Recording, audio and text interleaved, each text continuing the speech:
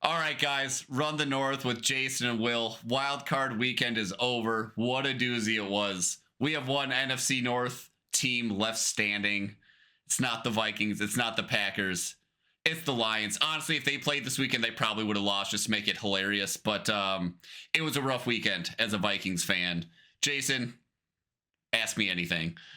Well, I gotta say, it was really as a Bears fan here, it was really satisfying to see both Darnold and Love get exposed on back-to-back days. So I can breathe a little bit easier. And the fact that the Lions are probably going to lose both their coordinators is going to notch them down a level. So I'm actually feeling a little bit better than I thought I would this weekend. But 27-9, Rams beat Minnesota at Arizona, so neutral site. We were texting back and forth. Feels very '09 Saints Katrina-ish.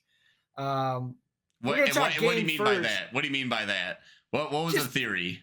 Natural catastrophe, lots of momentum.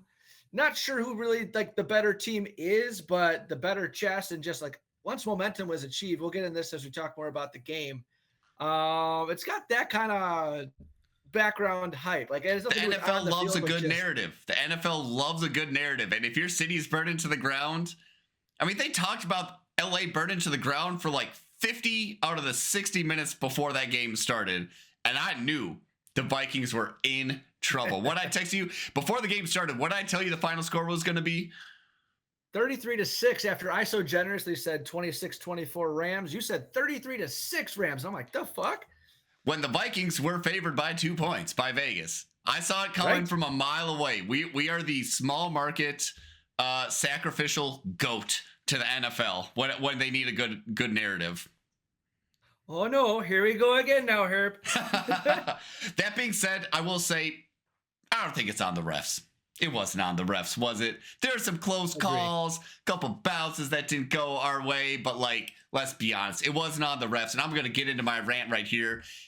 That defeat comes straight at the feet of Sam Darnold. I'm not going to beat around the bush. Yeah, don't act surprised. Don't act surprised. What? Don't act surprised. Sam Darnold, oh my God. Same Sam Darnold we saw last week. Same Sam Darnold that was in New York seeing goats for the ghosts. I almost wish you would have seen goats. That might have been better. But wow. So many thoughts coming out of this game. But Sam Darnold really shit the bed. He couldn't stop pissing down his own leg. It's just like, where do you start? He was just never have I seen, I don't think in recent memory or any memory, have I actually seen a moment be too big for someone. I've seen a moment be like too big for a team before. Like you think about the Minnesota Vikings after the Minneapolis Miracle, which we just passed the anniversary for that. And then they get blown out by the Eagles. The whole team just kind of seemed not ready for that moment. I think the team, the 2024-25 Vikings were ready for this game. Sam Darnold was not. You can't put the blame at anyone else's feet. I don't respect people blaming KOC. He's like 10%. Oh, 10%. We're going to go back and forth. 10%. I mean, listen, could KOC have coached better? Sure. But what are you going to do with Sam Darnold? Man, he can't hit open receivers. He can't make reads. He's holding on to the ball too long. He's responsible for 2 turnovers. He scored more points. He scored more points for the Rams than he did for the Vikings. It was an embarrassment. And it's something that, sadly, the Vikings fans are used to. I'm used to it. So off the cuff, I'm laying this entire thing at the feet of Sam Darnold. What do you say to that, Jason? Well, I can't say anything like that you're wrong inherently because it was not good. And I've had an entire year as a Bears fan, I have an entire year of arguing the point. Was it the quarterback? Was it the coaching? Was it the line for all of these sacks? And sure. Twofold. So like you go into, I'm putting it more on coaching because one, you abandoned the run down 2 scores in the first half. That's a no-no. And every time we start texting during a game, which is most of them, keep running the ball. They'll be fine. Keep running the ball. They'll be fine. Aaron Jones. And then the last couple of weeks, Akers will pop a 25-yarder, and it's been beautiful. To that end, he's got pass happy way too early. He also was giving no favors to the offensive line, therefore no favors to his quarterback. The Rams copy and pasted Aaron Glenn's, the Lions defensive coordinator, 2 man under, couple of man blitzes under there, get the pressure. He had no answer for it. It's like he learned nothing from last week. But then you gave your go ahead. Let me cut in on that 4th and 2. This 4th and 2 play, Vikings go for it. They're at like the 50-yard line, second quarter. They're down 10-ish points at this point. It feels kind of somewhat like the game is on. They might be down like 14 or 17 at this point. Mm-hmm. If Justin Jefferson doesn't trip on that route, like that play was designed for Justin Jefferson, and then he gets tangled up, he trips. Sam Darnold doesn't have any other options. So what about the other 8 sacks, sir? Sam Darnold's holding on to it too long. Interior O-line's not protecting Sam Darnold. Here's it. No. I'm going to take that right here. I'm going to take that right there. So the one thing I texted you and I texted everybody that was texting me during that game, Bears fans, Vikings fans, one Rams fan, honestly, was I was absolutely in love with the use that the Rams used for Kyren Williams and pass pro. They took him, they walked him right up into the A gap. They did that a lot. Between the guard and the center, 2 yards up, and they helped all the switches. They covered the A-gap blitz. They did not give the linebacker that's blitzing a free run, which saves the running back a concussion, gives the quarterback time to make a read 5 yards up instead of in his fucking lap. I mean, where is that type of help? I didn't see a lot of chipping. I saw a couple of motions to help a little bit misdirect, but I did not see that from KOC. So obviously, very easily and very early on, you knew McVay won the chess match. He did. And I won't say that, like, again, KOC could have done a better job. I think, maybe I'll get off into this point. We talked a lot about over the season of, is Brian Flores' defense going to get figured out? Well, I think KOC's offense getting figured out was actually the issue. Because the Vikings offense just didn't seem to have an answer. Maybe it was KOC's blind optimism that Sam Darnold would figure it out and execute their offense. Obviously, that didn't happen, but you go online, people are asking, where are the short passes? They were there. How about that screen to Jefferson? It was perfect. Sam Darnold looks Jefferson in the face. He's got no defenders within 10 yards of him. He's got 2 blockers in front of him. And then he just inconceivably doesn't throw it and gets sacked. And it just killed me. So it seemed like not that long ago, Sam Darnold is winning that game against the Seahawks, going into the locker room and getting sprayed with water by all of his teammates, lifted up on his teammates' shoulders. That was like less than 2 weeks ago. I was praising him for he finally figured out the offense. He's mastered it. What happened? What happened in the 2 weeks? And I mean, God, Sam Darnold's brain needs to get studied. He needs I think he just needs a psychologist, or I don't know if his girlfriend broke up with him. Honestly, from a human perspective, I'm like, is his girlfriend playing mind games with him? Because that kind of mental fall apart is just unbelievable. Like the difference in performance between that Seahawks game and the Lions game and the Rams game was just nuts. Maybe it's because he's a California kid too. Maybe his hometown got lit up. I don't know. As you're talking through that too, I had a chance to pull up a statistic, and I think I have to take my argument, lean it a little bit closer to you about his poor play. So Sam Darnold has the worst sack total EPA in the first half of a playoff game since 2000. Darnold ranks 563 out of 563 of all quarterbacks with 10 or more attempts. So yeah, that's bad on him. Again, coaching, play calling, set him up doesn't help. But I'm with you on that. And then I want to take the other part of Flores' defense getting figured out. Here's the next-gen stats saying Vikings blitz Stafford on 20 of 29 dropbacks last night. He was 14 of 18 for 178 and 2 tugs. He finished the game 19 of 27 in total. So that's 5 where he wasn't blitzed, and that was 9. He was 5 of 9 when he wasn't blitzed. So it did not matter if you were sending pressure or not, back to the coaching point. And it's the same thing we've seen all season with the Vikings. Why are other teams able to get more pressure with 4 guys than we're able to get with 5 guys? It seems like when the other team send 4 guys, someone inevitably is in Darnold's face. And when we send 5 guys, they're all getting picked up by the 5 linemen. It's like they perfectly find the 5 linemen that are supposed to block them. So we talked a lot about Flores his guys way outperforming their talent because of the scheme. Yes. Good on you. Obviously, against playoff teams, we thought it was going to get figured out. It did. Adversely, do you recall mid-season I was trying to poke you, and then about 3/4, week 12, week 13, I was asking, so how about that line after Darisaw? We had a couple games of watching the new left tackle.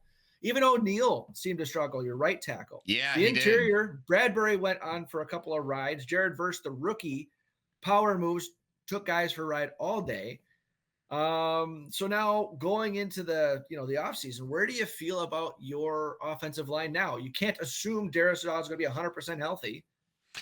That's true. And it's a good question. And I'll start on the offensive line, but I'll finish on the defensive line. Offensive line, Sure. yeah, that's my big worry is that CD is not going to be ready week 1, or even if he is, he's not going to be 100%. Worst case scenario, he's not the same guy we saw. We've seen this before with Matt Khalil, first round left tackle, looked great for a couple seasons and then just fell off a cliff. Granted, that one seemed to be more of a mental thing than anything, but you need to retool the offensive line. You need to retool the defensive line, in my opinion. We talked about this a little earlier in the season, and I'll back up and say one thing I was cognizant of. I don't think I ever actually talked about on this podcast, but you look at the defensive line for the Vikings, they're kind of undersized. They're a 3-4 defense. Sure. You look at Grenard, you look at Van Ginkel. These aren't big bruisers. They're not Jared Verse. Jared Verse is bigger than both of them. Our interior line, not that big. Our biggest guy is Harrison Phillips. And let's be honest, he's a white guy. I'd rather have a big black guy in the middle to blow things up. Like the Bears guy that always ruined the Vikings' day, even when Akeem Hicks going at Akeem Hicks. 6'6.5", 350 pounds. I think the bigger issue for me, I think we can live with this offensive line. I think they've been serviceable. When you get CD back, they're serviceable. I think you need a bunch of big, mean MFers on the defensive line. Brian I think Flores, you need them on the offensive line more than the defensive line. I'll disagree. I think we need them on both sides. I think we need them on the defensive line more.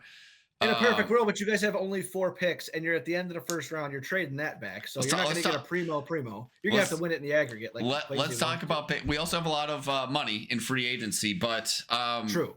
It's where I think champions are born, especially in this day and age. It's made in the trenches. I think that's probably always been true for the most part, but it's the weakest part of our team. The Vikings are over-indexed in skill positions, and we've somewhat neglected – the interior. Obviously, interior O-line got ran through by the Rams.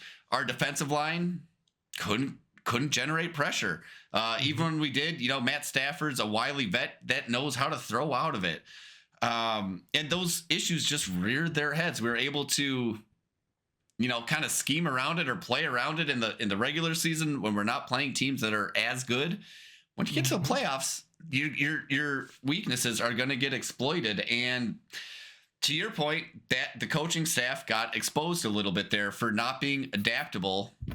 And I'll go on to my next point here, and I will talk about KOC, which is I think the offense hasn't been flexible enough. One thing, and I have talked about this in our podcast, is why don't we see Darnold running more, especially when he can't throw the ball? I would have loved to see that. He's not freaking Lamar Jackson, but he's shown the ability to escape and make plays with his legs. Also, that's not something a defense is going to expect because he hasn't done it all year. Where are on that 4th and 2, what I really wanted to see, play action bootleg, Darnold just run. Drive your head into a defender if he's there, but just bootleg the QB and have him run. Or you saw Baker Mayfield running dudes over this wild card round. I heard one of the announcers refer to Baker Mayfield as a fullback, and I'm like, that blew my mind. I was like, yo, that's brilliant. Dude, why wouldn't you want a fullback quarterback combo? Big, white, Mike Allstott looking boy for them Bucks. Let's go. Yeah. So that killed me. That Darnold didn't run once. I think in all of his most successful games, I don't know if he necessarily kept the defense honest, but he got some clutch first downs using his legs. He didn't do it once. In this game against the Rams. And I would have liked to see that a little more. It's not even trickery, but doing what's not expected. You haven't done it all season. Bootleg him and have him run. Or going on a tangent here. Maybe this is the future of the NFL. Maybe design a pass play, you drop back, you take a 7-step drop, but really it's just a quarterback run. It's used to clear defenders out of a huge zone where a QB can take off and run for 20 or 30 yards. I've seen it a million times. It's never scripted that, like, when a QB goes and runs for 20 or 30 yards, but, like, clear all the fucking backfield, like take everyone, run them over to one side of the field and run the quarterback to the empty side. Maybe I'm oversimplifying this, but I just passing it with Darnold wasn't working. Make him run. Right. Make him earn that $10 million paycheck. Run the ball in a regular fashion, just with your running back. Because, like, okay, the West Coast has a lot of movement on the line, and it leads to RPOs. You should be able to use him in RPOs, at being Darnold. So I'm with you there. I mean, I only ran 4 of 19, and I don't think those were designed. It was scrambling for his life.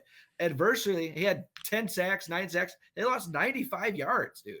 That's a whole length of the football field that they gave up, surrendering on pass plays. So he threw 25 of 40 for 245, a touchdown and a pick. What about those other 95 yards? Now you're not going to get them all passing, but that's another 50 yards. So you're almost 300 yards. That's another time in scoring position. I mean, it's a big deal. Yeah, I mean, you bring up a great point. So Sam Darnold had like 165 yards passing. I don't think he eclipsed 200, did he? 245. Okay. Yeah, 245. Some garbage ones. But I turned it off. Honestly, I turned it off after the third quarter. I imagine most of those yards came after then. But if you think about the 9 sacks that netted negative 90 some yards, the 70 some odd yard fumble return, he netted like 90 offensive yards. Not gonna cut it in the playoffs.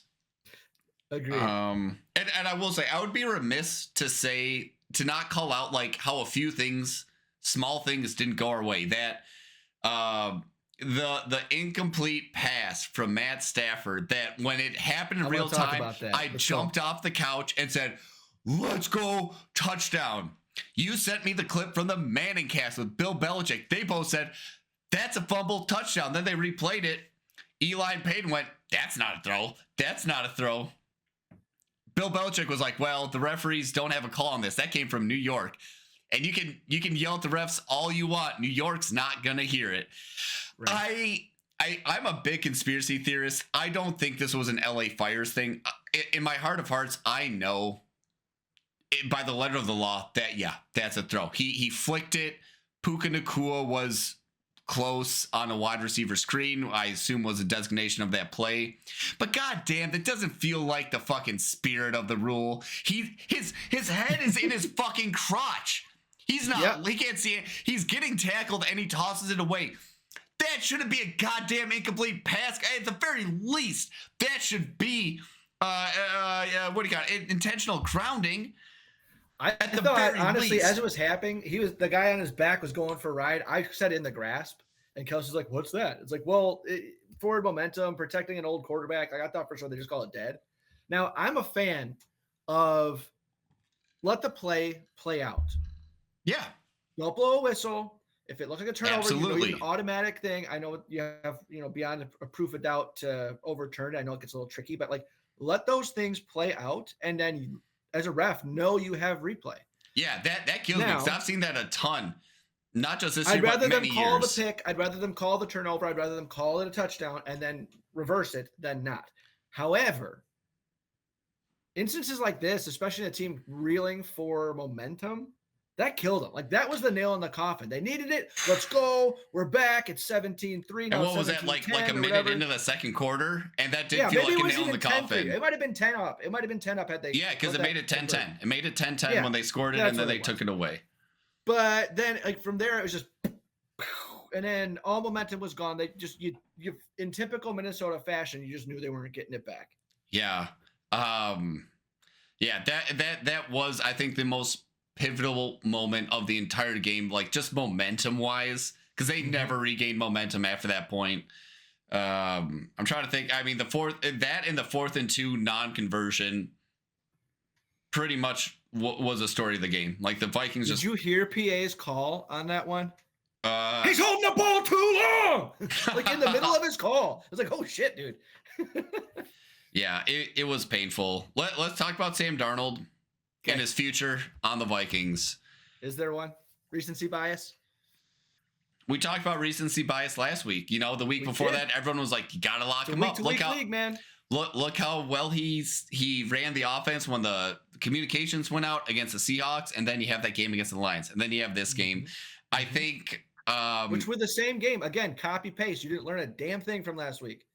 I think you can't re-sign Sam Darnold. As much success, which, let's be honest, he had moderate success throughout the year. I text you this.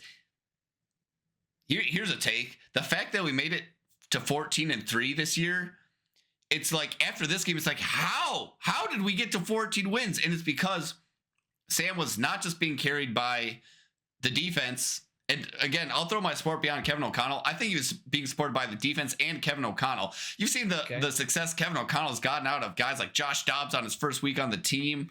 But is that any different than Dan Campbell?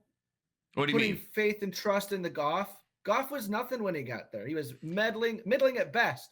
But just, I believe in you, go get it. Believe in you and go get it. Now he's a stud. He got better offensive line for sure, but like Goff has a better history. Yeah.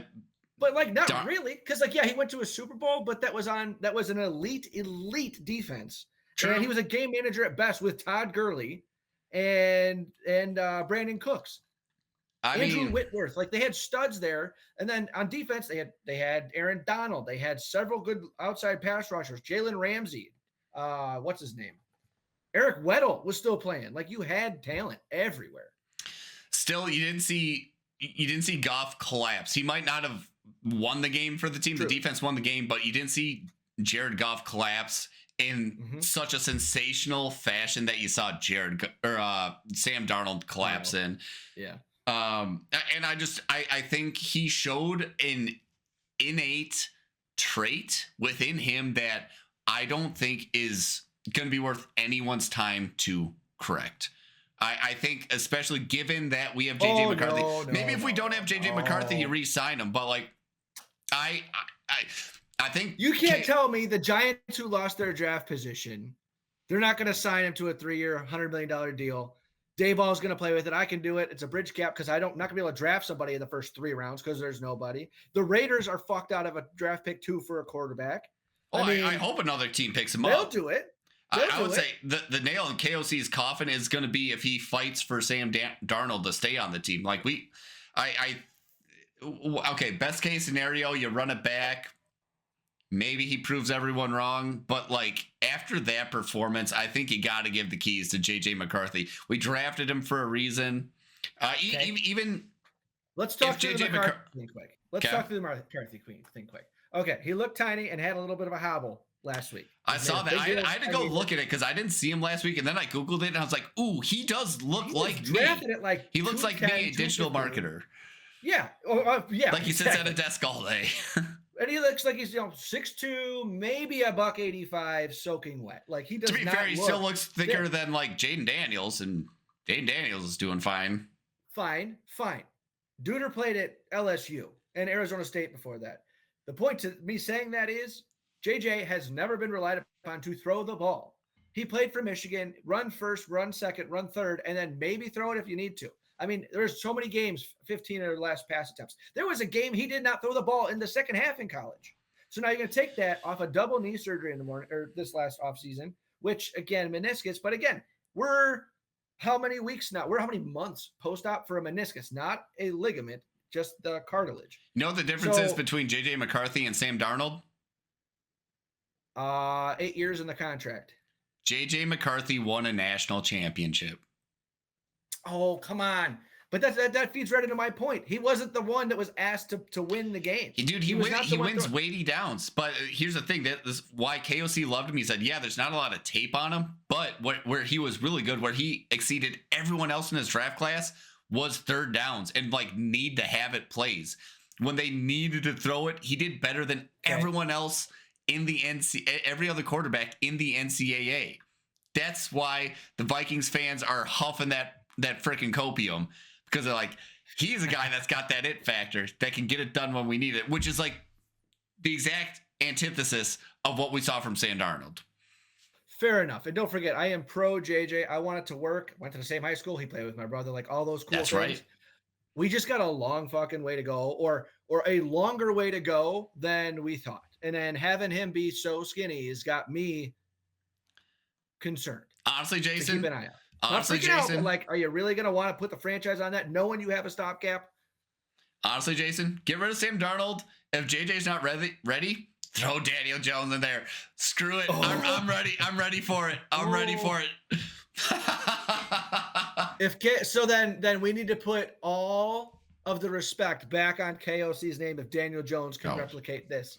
If Daniel Jones can get the Vikings 11 wins next year, the respect is back on his name. That's all I got to say. The respect would be back on his name if he gets 11 wins. Yeah. It's back on Daniel Jones's name if he can get 11 wins. That's right. Yeah. I'll add a blurb here. Total side note, but okay. I got a Green Bay Packers fan friend who was ditch that guy. Oh, he was just overjoyed. Absolute crickets during the Packers game.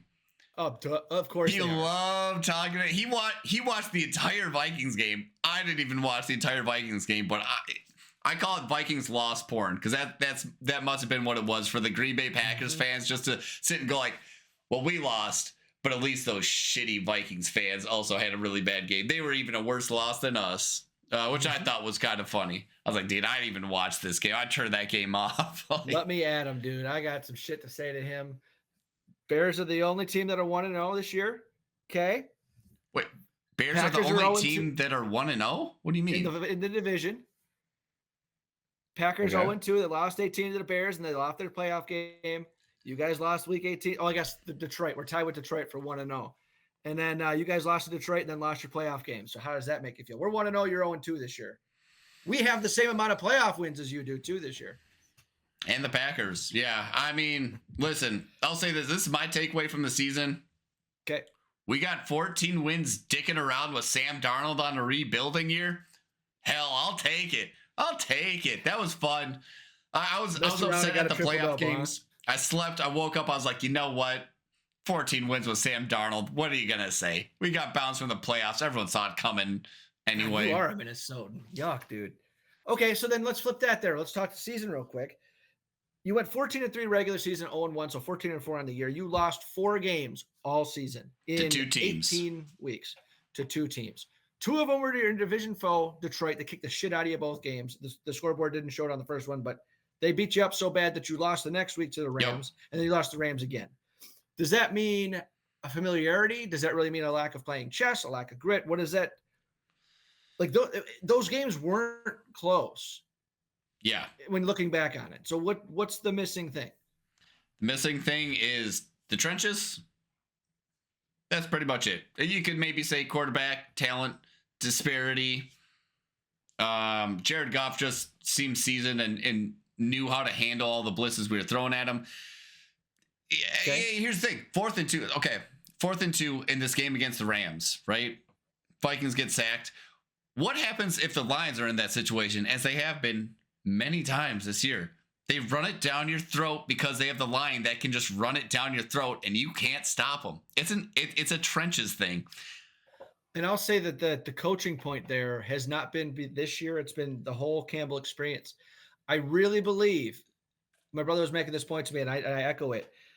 The whole point of that culture and the whole point of going for it is to desensitize them for these moments. Yes. So they don't get all butthole puckered. So they're not all tense and the moment's too big for them. It's fuck it. We do this 5 times a game. This is what we do for the last 3 years. So 5 by 18 by 3. So 15 by 18. We've done this 300 sometimes. Yeah. Well, that's why I agreed with the decision to go for it on 4th and 2. You know, I've been listening to radio, reading online. Vikings fan base seems to be fairly divided on whether we should or should not have gone for it. Obviously, all the, hindsight people are like, obviously you should have gone for it. That was a terrible decision. But it's like, okay, you punt it from the 50. You're putting no faith in your offense. Like, you got to show that faith that, like, hey, we can get this done. And that's been KOC's MO for the entire season, especially last game when he's like, keeps having Darnold throw it in the end zone. He's like, I have faith in you. You can do this. We have the plays. We have the players. We've practiced this. You can do this. And this is why I put it at the feet of Darnold. He just can't execute. Okay. So, all right, then I'll take that question. I just want to texted you the other night to think about. So, would you want this season with Darnold 14-3, a wild card exit, the way that it happened, or would you want to have JJ 10-7, some really great wins, some really shitty losses, like what the fuck was that kind of loss? A less effective defense, assuming that Flores is gone, and then also like a wild card loss. Both leave you with the same exact result. One has a different feel to it because we just experienced this, but the other one's got more of a roller coaster, up and down, and you're not sure, and you're still a kid. Well, making we'll see, excuses, Jason, this question shows that you have no idea what it's like to be a Minnesota Vikings fan, because the answer is obvious. I know. I'm loading you up here. We take this 14-3 season with Darnold because you know why? Imagine how good we would have been with J.J. McCarthy. We always got that hope for next season.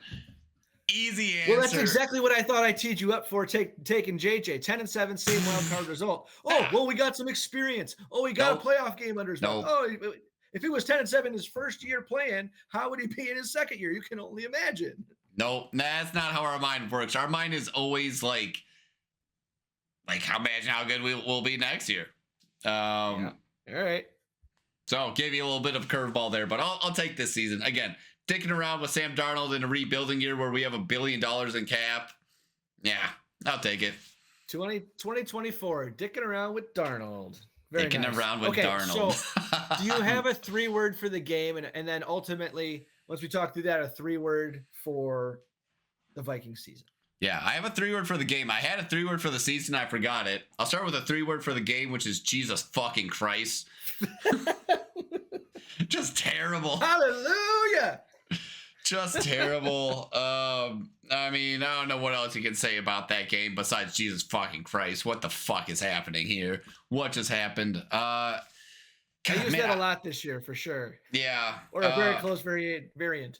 God, I had a good one for the season. Honestly, I'm forgetting it now. But well, then we'll come back to it because I got another question for you too. And now we're talking a little bit more offseason stuff. We just did the JJ Darnold kind of quarterback hypothetical. We talked a little bit about draft picks. You got a 1, and you got like maybe a 3, and then you've got 5 and 6 or something. You got 4 picks, right? You got to imagine you're going to go in the aggregate, trade down some of those, if not most of those, but ultimately leading to lots of money, free agency. You have on paper what seems like a good core. So you have $72 million in cap space. Yep. JJ at QB, Jefferson, Addison, Hockenson, both tackles, AVG, Grenard, Andrew Van Ginkel, Grenard, Phillips, Cashman, Pace, Metellus, all under contract and all under 30. Like that would be something. It's a good core. I just named 5 or 6 cores on both sides of the ball. All under contract, all under 30, plus $72 million. Now you don't have a bunch of draft pad, but you can do stuff. I don't know what's to add. I haven't looked at the free agency list, but like there's potential if you can get the coaching right. Well, first of all, I'm going to say you forgot Daniel Jones, our starting quarterback next year. Going to run for 1,000 yards. Still getting used to it. I'll say the biggest priorities for the Vikings in 2025 is shoring up the trenches, whether it's through draft picks. You got to use that free agency money. I would have loved us to have gotten Christian Wilkins. Is that his name? The guy from the Dolphins? 100 mil to the D tackle. We need him. He went to the Raiders. He did. He went from the Dolphins to the Raiders. Yeah, I really wanted him in free agency. We didn't get him. If we can get a guy like him, that would be great. Now, here's another question here. It totally depends on if Brian Flores stays or goes. Brian Flores obviously has his scheme. And even with his scheme, like he could probably use some bigger, meaner guys. But I think you start with the defensive line. It killed me all year. We saw a consistent thread, which I said earlier in this podcast. Why can other teams get more pressure with 4 guys than we can get with 5? I think it's because, and maybe it is a scheme thing where like, hey, guys these interior defensive linemen aren't meant to get pressure because they just are coached to mind their gap. Maybe that's a thing. I don't know. I'm not a Vikings coach, but it would be sweet if we could just get some big guys that could push their guys backwards into the quarterback. I would love to see that. The Vikings have been a victim of that for over a decade, I would say, ever since Steve Hutchinson Williams and brothers. Matt, since the Williams brothers were great at that. And you couldn't run on them either. And then we had Jared Allen on the end, unlimited motor, getting sacks. And then you went to Evan Daniil. So you've had pass rush for a very long time. You're so used to it. Yeah, I think it starts at the interior defensive line before it starts at the interior offensive line. I think the interior offensive line deficiencies can get solved by coaching. Like, I don't know why we didn't see more rollouts. Again, more runs, like some more runs with the quarterback. Again, why I'm kind of like not sarcastic about Daniel Jones starting for us next year. He is more of a mobile quarterback than Sam Darnold. We are going to have to clip the shit out of that one. That's, I think, the third drop you've done on that one this episode. I listen, we might as well hopefully we at least get some like compensatory picks for Daniel Jones, but I would love to see. You'd get it if Darnold left. You wouldn't get one for Jones. Why not? Contract's $1 million because the Giants are paying the whole thing. Okay. I don't get how it works, even though you explained it last time, but that's okay. We have all offseason to dial in. All the more reason to extract some value out of Daniel Jones. Well, JJ McCarthy puts back on like 40 pounds, whatever he fucking lost this year. Start squatting, start eating, kiddo. Yeah, I would really love to see that defensive line get shored up. Honestly, probably by like a veteran. I don't know what the free agency class looks like this year, but if a guy like Christian Wilkins becomes available, I would love that. Even if he's like, we have Harrison Phillips at nose tackle. I think he'd probably be better as, yes, what do you call the guys in a 3-4 that's not the nose tackle, but he's the guy on the other side of the nose tackle? 5-tech. 5-tech. So usually you have the nose that's head up the center, and then you got the guys that are head up the tackles. They shade in and out a little bit. That's a 5-tech. Yeah. I honestly, and I think Harrison Phillips, I think he started, or historically he's been more of a 5-tech or in a 4-3 scheme. At least he's not a nose tackle. I don't think he's a true nose tackle. I would love to see a true nose tackle. He's not a true 3-tech either, which is like the 4-3 version of the guy that is outside shade shoulder of the guard. Yeah. So he would fit as a 5-tech, is what you're saying. Yeah, he's kind of in between there. Maybe you put him. I think he's better suited as the nose in a 4-3 than a 3-4. Let's say it that way. Fair. So my wish list for the offseason for the Vikings: big, bad, mean Joe Brown, nose tackle. Joe Green. Mean Joe Green from the Steelers. I'm talking about the song. Leroy Brown. We need a Leroy Brown. Leroy Brown. We need a Leroy Brown. Although I think the song goes that he gets beat down at the end of the song. But we need a big mean guy. Yeah. We need a big mean guy to man down nose tackle in the 3-4. That's my number one. We haven't figured out that right guard spot. We drafted what's his name? From LSU. Ingram from LSU a few years ago. He just didn't really work out. He got benched for Dalton Reisner, who also hasn't been great. Left guard has been I can't even think of now you're asking too much of me. Yeah, he's a undersized guy, maybe kind of like better. Bradbury, your center, yeah. Yeah, kind of like Bradbury, our center. I just think we need, for KOC's scheme, which also confuses me because he's drafted multiple of these guys. He's had a few free agencies under his belt to implement new guys. I feel like you just need some big pass blockers for KOC's scheme since he's so pass happy. You need big guys that'll just stand up defensive linemen, and instead we have three guys who are undersized in the middle. They're mobile for like the zone run scheme, I think is the general It's exactly idea. it, though. And it's the same issue that the Niners are running into. They have the best left tackle in football, and then they just completely neglect the rest of the line because the coach thinks he can scheme around it. They're all undersized. They're mobile. They can move, but that also means if they're not getting the right cutoff angle, they're getting blown off the ball. And Bears suffer from the same shit. And I'm ignorant to this football stuff, but like, is there more value to be had in a left guard that can like run a few yards and block a linebacker? / like, can a bigger left guard not also run and block a linebacker? And apparently that's Depends the case. on what you're asking for. I don't know. I mean, really, to be honest with you, I like the big I like power blocking as opposed to zone blocking. Yeah. So that's where I'm leaning with you. But for that scheme, it's not valued as much. Yeah. So we just need they're to relying on the math of speed and angles more than they are displacement. Yeah. Well, even if you look at Dallas Turner, it's like we should draw a comparison between Dallas Turner first round pick, first defensive end off the board. And then Jared Verse, who just ended our season basically almost single-handedly. You just look at him like I look at Jared Verse. I'm like, man, he looks like Daniil Hunter. His biceps are as big as my waist. Daniil Hunter arms are longer than his legs. Yeah. All three of them. and you look at Dallas Turner, and he looks more like he looks like a 3-4 outside linebacker. He doesn't look like a 4-3 defensive end who's big and can bully offensive linemen. It was a deliberate choice by the front office. So I guess I expect they won't change off of that strategy next year because they spent so much capital getting Dallas Turner. But I don't know, man. I think maybe it just starts with like a big nose tackle. You shift Harrison Phillips to one side or the other. He's a big guy. I just don't think you want him as your nose tackle necessarily in a 3-4. You get bigger there. Maybe you shore up left guard if you, I guess, you got free agency money. If you can, how many like quality free agents do you think we can get with the amount of money we have?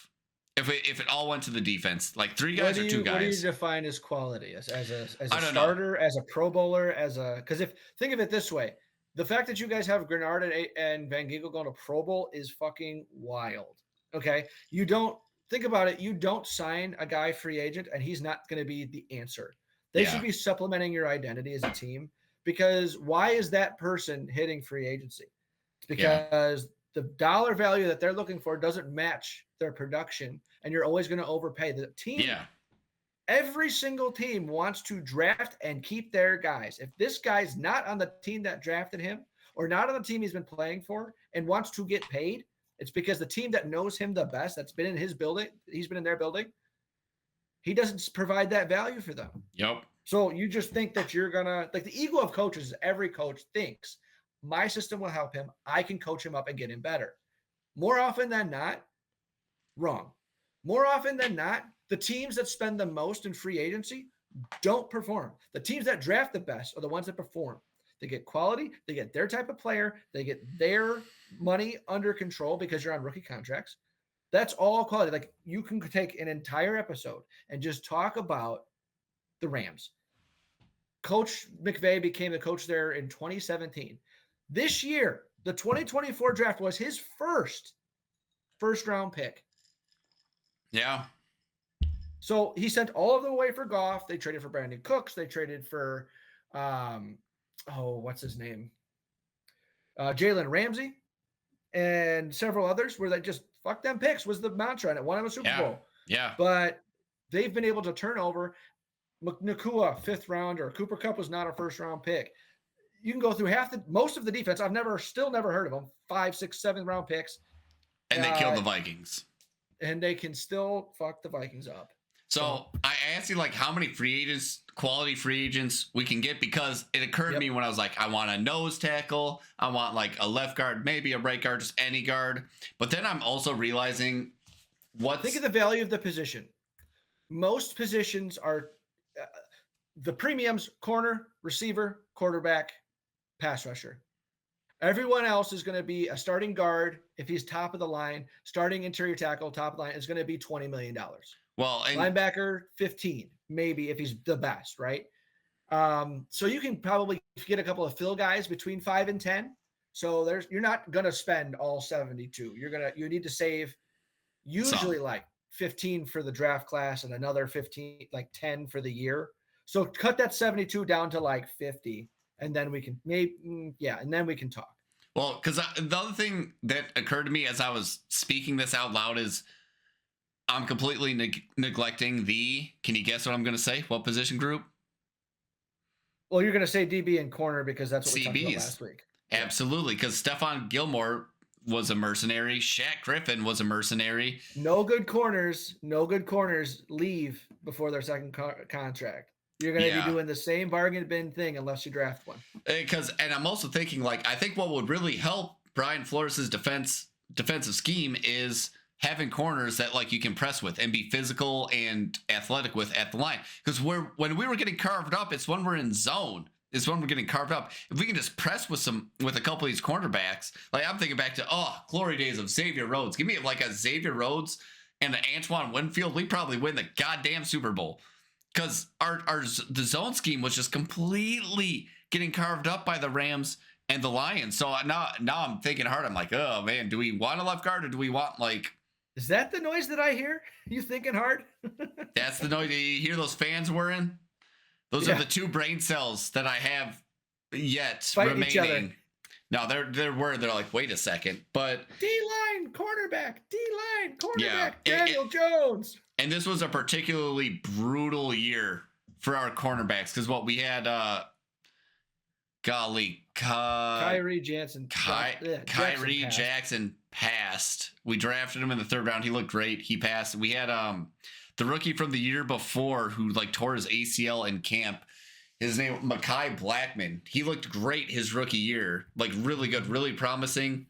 He's out. Like hopefully we get Mekhi back, but then it's like okay, I can't imagine we re-sign Stephon Gilmore or Shaq Griffin because they're old. They're probably a little slower, less physical. You saw Stephon Gilmore missed on at least one, probably 2 tackles that game that gave up first downs, big impactful plays. You need to get bigger and more physical at corner too. The defense just needs to get bigger and more physical in general, I think. So, golly, I don't know how you solve the cornerback equation to that extent. It's like either you need to shore up the CBs and then your defensive line's going to be what you had this year. I don't know. Every cheap way to solve that is pass rush. It instantly makes every other position, just like offensive line, it makes every other position better. All of a sudden, they don't have to cover for another step or two. They can be more aggressive off the ball. Safeties have less can cheat more. Yeah. Linebackers can sink and do robbers more because the quarterback's eyes, if someone's in your face, your eyes are not at the backer, they're down a level at the lineman coming at you. Same thing for offensive line. The quarterback has an extra second to allow a route to develop. Yeah. The running back has an extra 6 inches to squeeze through. And now that's a massive hole in the NFL. So really, you want the cheap answer? That's your answer. Yeah. Well, which is a hard thing to ask now that I'm thinking about it and putting it together for the Vikings. That's a hard thing to ask for because they already overperformed. We're going to have at least one hole. We're going to have at least one hole. It's going to be at one of the cornerback slots or it's going to be along the defensive line. But no team can sustain 2 good corners, 2 good safeties, a great nickel, and a pass rush. Just like you can't have 5 dominant offensive linemen and 3 good receivers and a stud quarterback. You know what I mean? So you're totally right that every team's going to have a hole. Yeah. Well, how does your scheme help the hole? The hole is going to be at one of the DBs or 2 because you have the priority at pass rush, which is to me how you should do it on paper. Yeah. That's how most schemes start from the ground up. From the line back. Let me ask you this question as an outsider and as a football guy. I'm teeing you up because I think I know your answer, and I think I'm going to disagree with you. But if we got 2 safeties, Harrison Smith, you got to presume is gone next year. I mean, You think he's going to retire? I'd say it's like a 50-50 chance. He's at the point where he's slowing down and he's getting old, and you got to imagine in his mind he knows younger guys are more deserving of the role. But let me ask you this: assuming Harrison, not on your roster. Well, we got a deep safety room on our roster. So assuming Harrison Smith is gone, we have Cam Bynum and Josh Metellus contracts coming up. I think they both have like 1 year left. Cam Bynum might have 2. If you can only keep one of them, which one do you keep? Oh man, they play 2 completely different styles of ball. They do. I'm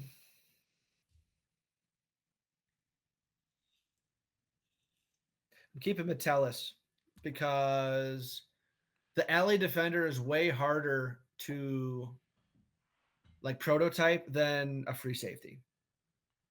That's fair. He's got really good on-ball production, in the box production. He can, in passing downs, he can slot into the dime backer if he needs to. He can play outside. He can do contain. He can work the slot.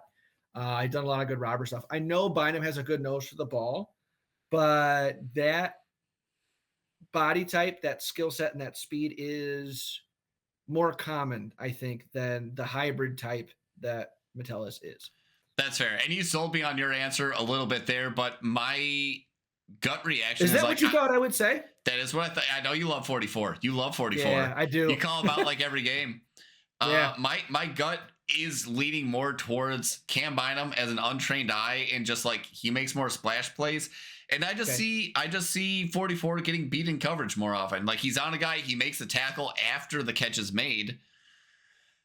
And I get that he's versatile. He can play in the box way more than Cam Bynum can. Ideally, we keep both of them. I think they're a great successor to Think of it this way too, because now you got me cooking. They don't have to pay for a dance coordinator anymore if you keep Bynum. Like that's for sure. But on the topic of money, dance too. 44 likes dancing too. I know, but we know on the social media stuff, Bynum's the one choreographing for sure. Yeah. But on the topic of money, it feels like safety is just like tight end is a very undervalued position. So that might be more financially doable. Yeah. The part that's going to be interesting is where they're going to basically make this into a Jimmy Graham deal. Did he play more snaps at tight end, get paid like a tight end, or do more spots in the slot, which he wanted to get paid like a slot receiver, which is twice as much as that of a tight end. So it's going to be the same thing for Metellus. Does he play more at the star, which is kind of like your nickel rover? Does he play at linebacker? Does he play at safety? What do you pay him as? Because there's no designation. There's no good comp. There's not a good comp for that. I mean, the only other guy that does it like that is Jalen Ramsey, and he's not Jalen Ramsey. Well, like Budda Baker, maybe? Well, that's top paid safety in the league. Top 3. So is Metellus that? Absolutely not. He walks. Yeah. So I'm just saying that's going to be a very interesting because he better get paid second tier. So, but again, if he makes it to free agency, maybe he'll stay on a discount. That's how some teams do that, save $1 million or $2 million. But if he goes free agency, he's going to want 15, which is high, very high for his safety. For a safety, when we have a lot of other holes on the defense. So and you don't pay corners, nickels. I mean, you run through them because they have to be so physical and so quick, and they're usually not that big. So it's a hybrid type, and it's linebackers are underpaid too. So it's going to be interesting for sure. Good question. Yeah. In a perfect world, we keep both, but I think in a realistic world, you can only keep one. And honestly, I think you're probably right. Honestly, it might depend on. I think I just talked myself into Bynum. I like Metellus better, but he's going to be too the expensive. GM hat, the money, the youth, the contract, all that. Maybe. I don't know. Especially if Harry walks. That's how much money you just had open up too. Yeah, we'll see. Maybe you can keep him at that rate. I'm glad that's a question that Kwesi has to answer, and not me and you, because that's a hard one. Yeah, no kidding. Well, I want to leave you with 2 things real quick, and it's my little jab at Vikings fans. Okay, let's hear it. 1, historically speaking, the Minnesota Vikings are the first 14-win team in NFL history to lose in the wildcard round.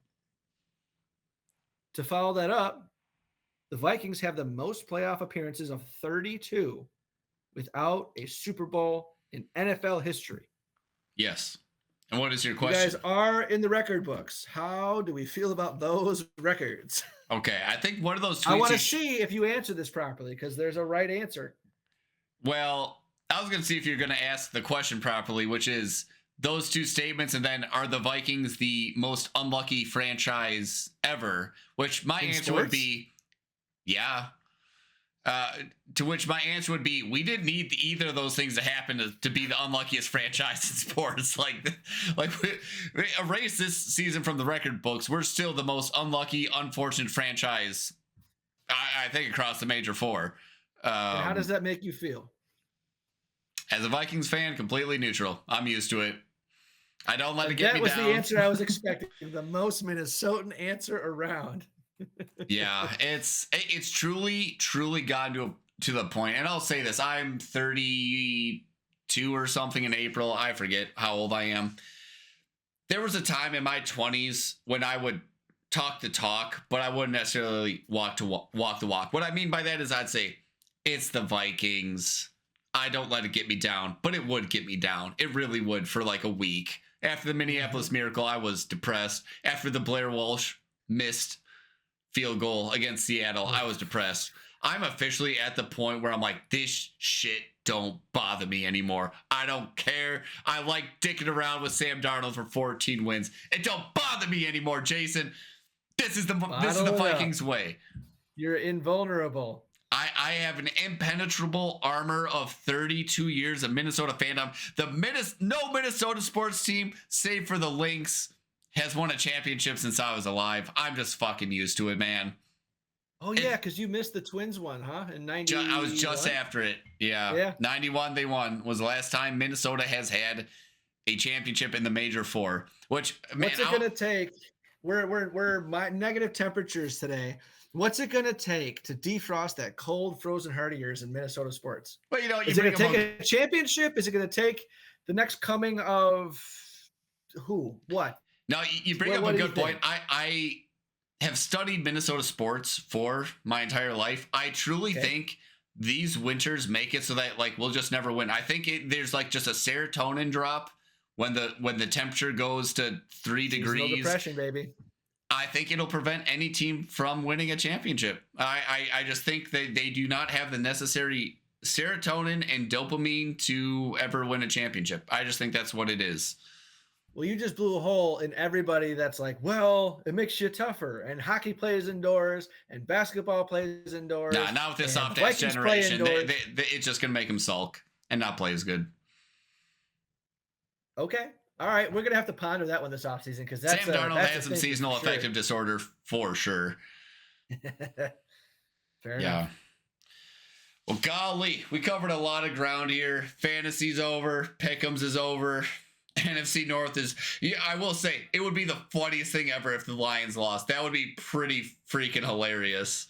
Okay, let's play one more hypothetical question. I was gonna ask you this too. Sorry for forgetting. Oh, if you ended up winning this week. As a Vikings fan, would you have preferred to play Detroit a third time? I know it's not going to happen that way, but like play a Detroit a third time or play Philly? I would have preferred Philly. I like the Philly matchup a little better. Even with the history? Especially with the history. Copy that. Wow, that's a little bit more piss and vinegar than I was expecting. I like that. Dan Campbell just seems to have Dan Campbell has KOC by the fucking purse strings, and by purse strings I mean fucking balls. Jeez, nuts. I don't know why KOC. I just think it's. I hate using these terms, but I just think Dan Campbell's the alpha in this situation. He's just got big old nuts, and KOC can't seem to spit him out of his mouth. Hopefully he corrects that. Hopefully he corrects that. Oh, on that, we got a whole off season to talk about how to correct all that. Yeah. And one of these days we'll get those dastardly Lions, but it would be a very NFC North thing, and just by extension, just the Vikings and Minnesota energy extending out to the rest of the NFC North for the Detroit Lions to just have an epic collapse in the playoffs. That being said, the Lions have shown no reason to believe that. They got Montgomery back. They got their running back. Did they really? Yeah, he's got cleared. I honestly, I hate to say it, but I think they've been the best team in football this year. I think their odds are good of winning it. I will really hate it if they win the Super Bowl before the Vikings. That's going to annoy the shit out of me. I would love to dance around on the Lions' graves like, ha ha, your best season was as good as us sticking around with Darnold. But sadly, I think they're better than that. Well, I can't root in the division, but clearly they run the North this year, and it's not just because they had the best record to run the division. It was just emphatic. Yeah, it was exclamation point and all. Yeah. Well, I think I've got it. I think I've exorcised all my demons from last night. Exorcised, not exercised. I ain't got nothing left, Jason. I don't know. You had a little piss and vinegar there. Maybe you had to run around, man. It could have been. Maybe. I should next time I'll put a licensed therapist or psychiatric help from Lucy from the Peanuts with the 5 cents. I was gonna say I hope you're ready to be my psychologist tonight, because for sure. I needed a psychologist last night. I've made my peace with it. Good season. 14 wins. Good for you for moving on so quick. I mean that's a big building block to take this emotional roller coaster on, and a good foundation moving forward. I'm proud of you. Good work today. It's a survival instinct for Vikings fans. We don't make it far without that thick skin. Or this. Yeah. Well, I think that'll do it. Any other Yep, thoughts? that's wild card round, and I guess week 2 starts next week, Saturday and Sunday. 4 teams left each side. Yeah, well, at least we get to talk about better teams next week. Yeah, actually, like a good football game. Who would have thought? Yeah, right. No blowouts, hopefully. Maybe it will be a blowout. Who knows? I am cheering for the Lions' demise. I don't want to see them win the Super Bowl selfishly. Yeah, fuck them. Yeah, they said mean things to Vikings players' wives or something like that. That's all the moral high ground I need to. Did you not hear about Philly. This? That was Philly laying into a Packers fiance something in the stands. Also the Lions in Week 18. They harassed Harrison Phillips' wife, apparently. Ooh. Yeah. That's all that's the moral high ground I need to stand on to root against the Lions. Yeah, that's I mean, I get talking shit, but that's no. Yeah. You don't do that. Yeah. Well, anyway, Run the North, Jason and Will, Wildcard weekend is over. We'll catch you next time. Peace.